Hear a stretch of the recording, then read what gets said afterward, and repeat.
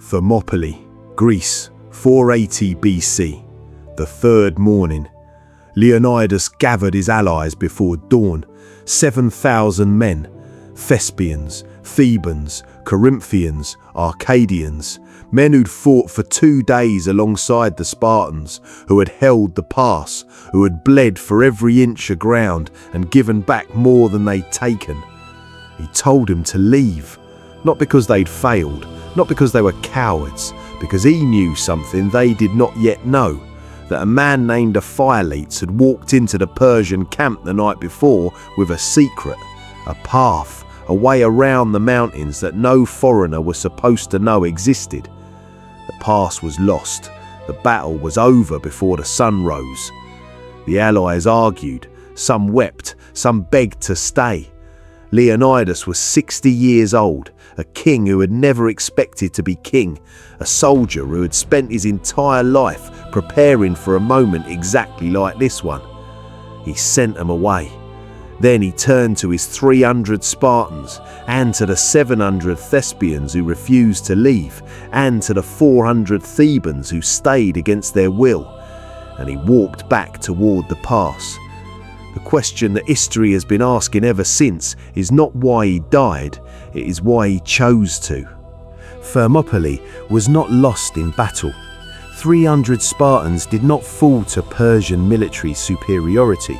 They were not overwhelmed by numbers or outfought by better soldiers or broken by the weight of an empire pressing against them.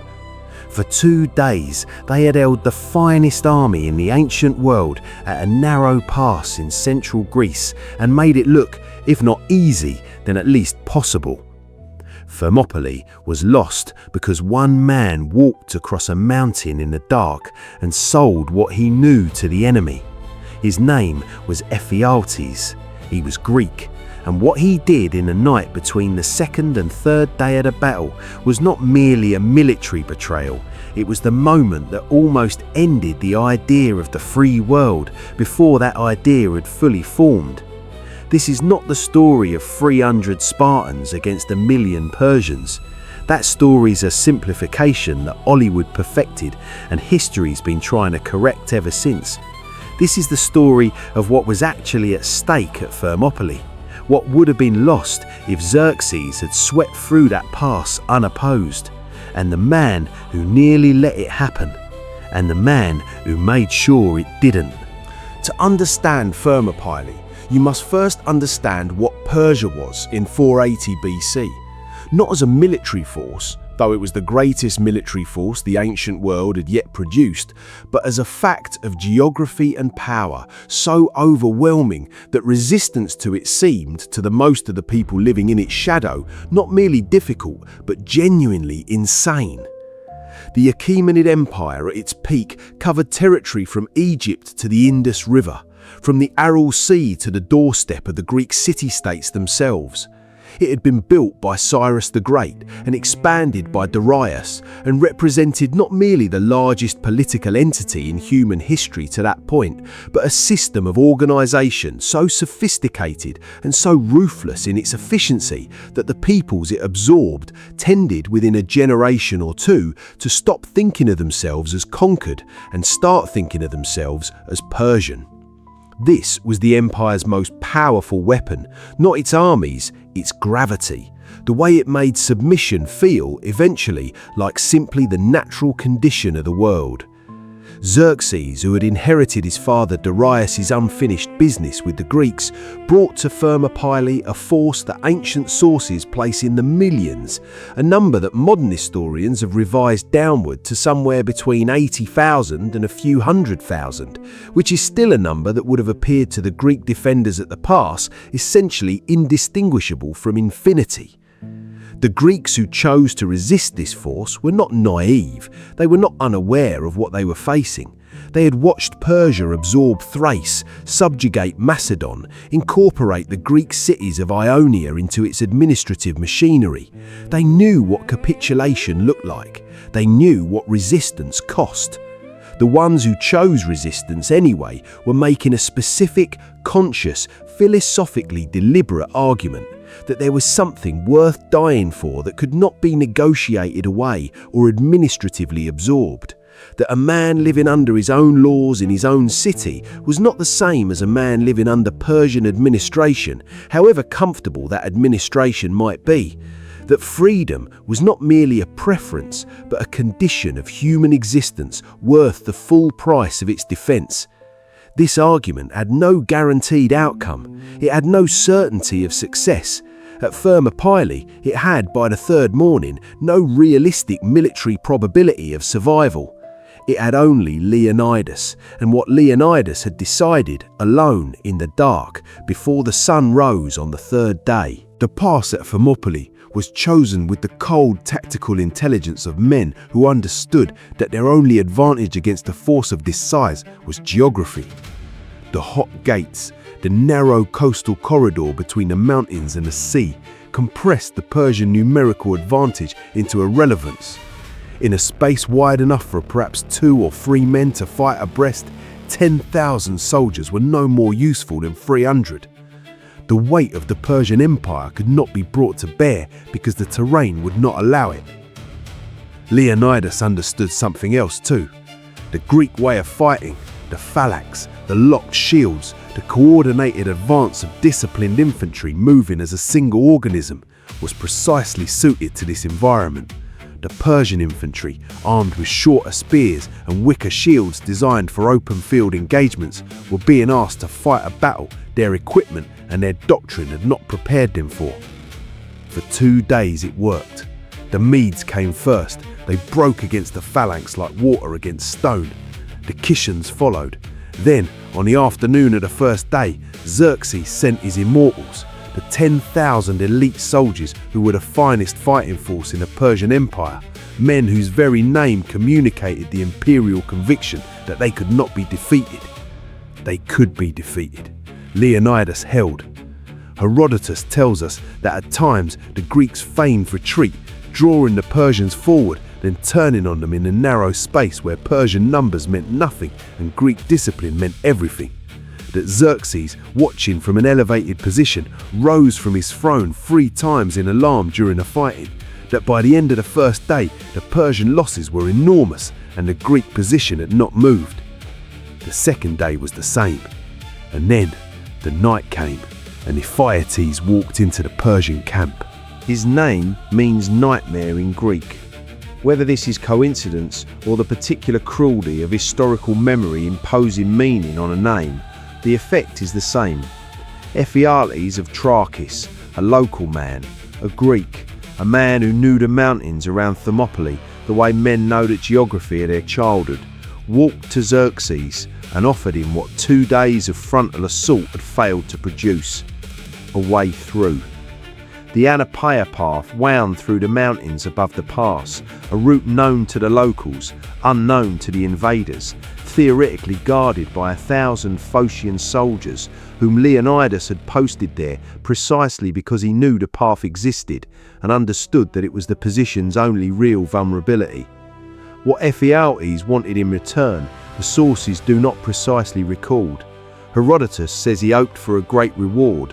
What he received, eventually, was a price on his head from the Greeks and his name attached permanently to the concept of betrayal in the language of the people he'd sold. Xerxes sent all of his immortals with Ephialtes that night. They moved through the mountains in darkness, guided by a man who was trading the freedom of his civilization for whatever Persia was offering.